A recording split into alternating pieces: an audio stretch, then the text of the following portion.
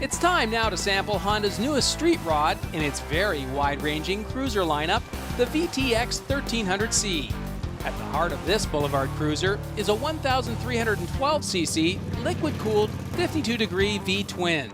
In keeping with Honda's hot rod theme, the 1300C has been engineered with cylinder heads sporting 3 valves and twin plugs, both fed by a coolant-heated 38mm single carb. In the exhaust department, you'll find a 2-into-2 shorty pipe exhaust system that just drips with chrome. Now check out the engine details, the headlight, and adding to the custom Power Cruiser look are the aftermarket-style cast wheels. So how does this all work? Well, this week we invited veteran rider Jim Dunley to sample the VTX 1300C. We were curious to know if a bike this heavy on show was just as good on the go. Well, Jim, it's too bad the clouds are rolling in because we really need the sun to shine on this bike to see how deep and rich the chrome and paint are. Honda really got it right with that. I'm not really a red man, but I must say I do like this candy apple red. It's very deep, it's very vibrant, and like I say, I'm not a red man, but I would ride this bike and be proud to. Like, it's just a nice color red. It's very deep. And the paint is in the quality of the chrome. So nice. I think it's typically Honda. I've rode Hondas in the past, and I find Honda go the extra mile as far as fit and finish goes. And I don't see any welds that look below par or anything. Everything seems to be polished. Everything seems to fit properly, and no rattles. It's a well put together bike.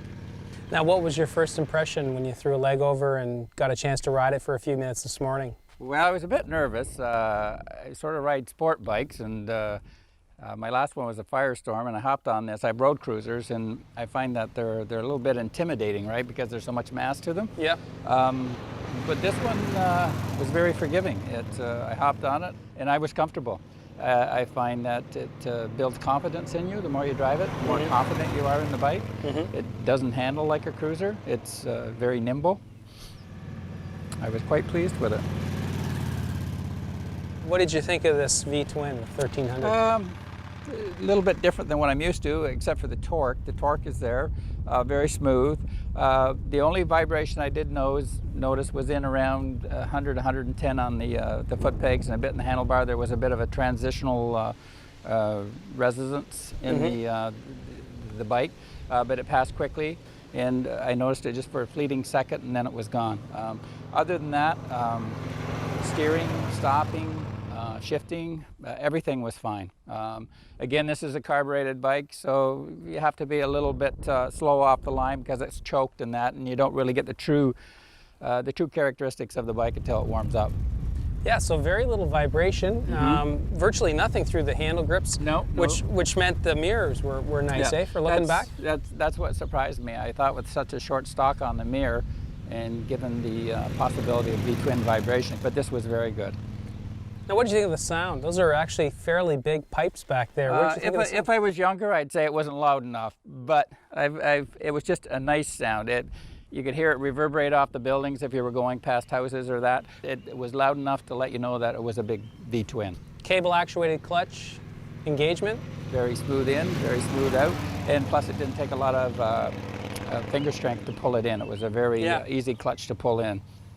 I guess speaking about clutches and cables, I was hard-pressed to look at the bike and find anything wrong with it, other than the fact that I thought maybe the cables could have been dressed in closer to the handlebars, because they've tried so hard to get a streamlined look, and they've done very well, but then the cables are out in the open. But I'm sure if I bought it, or if somebody else shared the same concern, the first thing that we'd do is pull them in behind the header bar and dress them off, and you wouldn't even notice them. So, what did you think of this cockpit?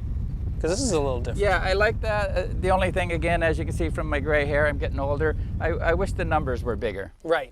But no, it's quite readable. I just would have liked the digits bigger. Controls are in good places. Canceling turn signals work well. Start-stop, good. The kickstand, of course, is interlocked. But as you can see, it's just got a really low seat position on it, and I think that's part of what instills the confidence. Is it's not top heavy. It feels like a lot smaller bike. Right. Yeah. So who would you recommend this bike to? Me. No, I would recommend this to geez, I would recommend it to anybody that wants a bit of performance, but at the same time, they might want to get into a big cruiser, and they're just a little bit nervous or that, because it's a 1300, but it doesn't feel like it. It's very accommodating. I would recommend it to anybody. It's a nice bike. You could drive it around the city all day because of the low center of gravity. You wouldn't mind sitting at the lights. You can drive it on the highway, and if you're on the back roads like we have here, you can have some fun with it because it is flickable. It's a nice bike, and the straight bars help a lot too. They go with appearance, but they also go with the handling. So I'm very pleased with it. Yeah, it looked like you were having fun out there. I did, yeah. So I can bring it back next week, eh? Thanks, Dave.